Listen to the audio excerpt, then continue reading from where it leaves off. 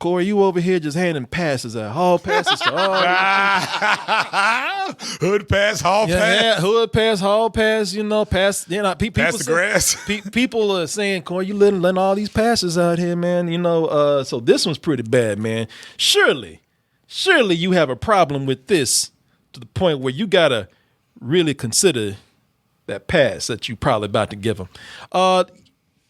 Okay, I want to talk about what he did right here, but I do want to address another angle that I don't think anybody really is talking about, which is a valid question, a very valid question from people. But I want to talk about this stuff first. I do have a problem with some of this stuff. Billy already stated one of those problems. The Oprah thing, I don't think it's funny. That means shut up in Spanish. 15 minutes a day is all you need to get. It's a fat joke. That's all it is. It's just a long fat joke. Don't look nothing like Oprah. That was a recurring thing he would do on that show.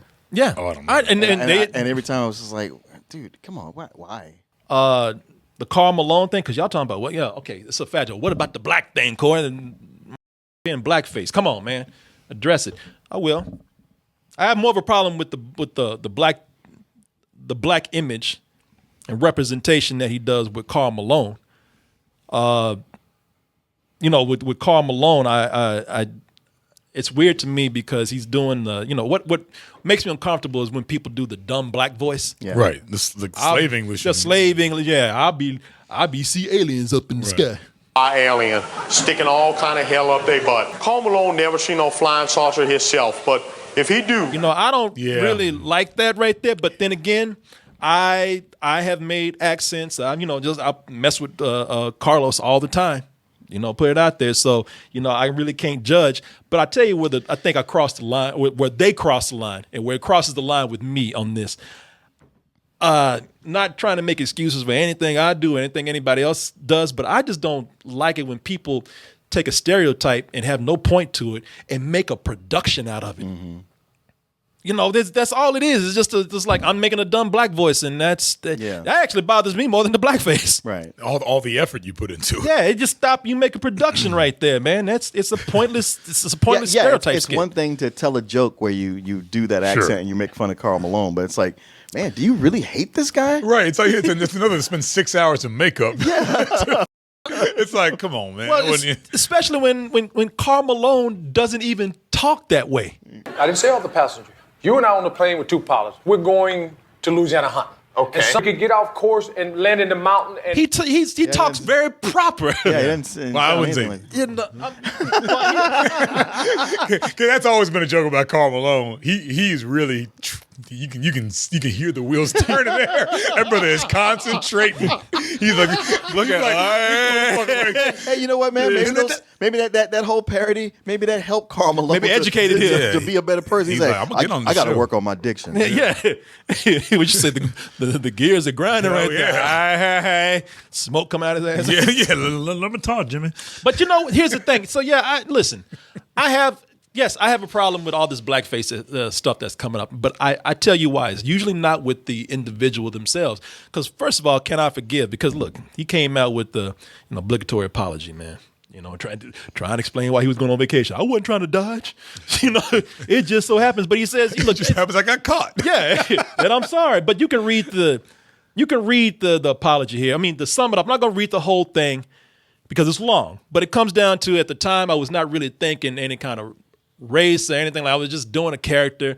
Well, I would argue that if you did that whole crazy black voice, you were thinking probably of something. Well, also an important thing in the beginning of the apologies, what he does address is I have been reluctant to apologize for this because I didn't want to give credence to those people on the other side who are on a daily basis, putting black people down in different ways, talking about like Trump and stuff like that. Because who his biggest critic is on Twitter. Right. It's Donald Trump Jr. Yeah. Yep. Donald Trump Jr. came out messing with him today. Which is like, in his statement, is way more racist. Yeah. And that's something that I have to. Go ahead. Actually, what you're saying is something that goes into the different angle that I want to talk about. Okay, here. go ahead. Yeah, because I wasn't sure you get into that because that made my ears sting. I might have some problems with this, but it goes back to what I always said. If I feel like somebody's being very sincere and they looked at this and says, all right, you know what? I've improved. This has made me a better person. I'm more aware. Why?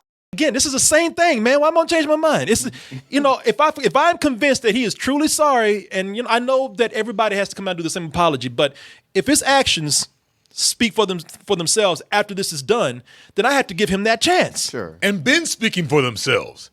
Anybody saying cancel now is the same people who don't want to change Confederate names on Army bases, who don't want to change anything, who don't who want to keep the Confederate flag and shit like that.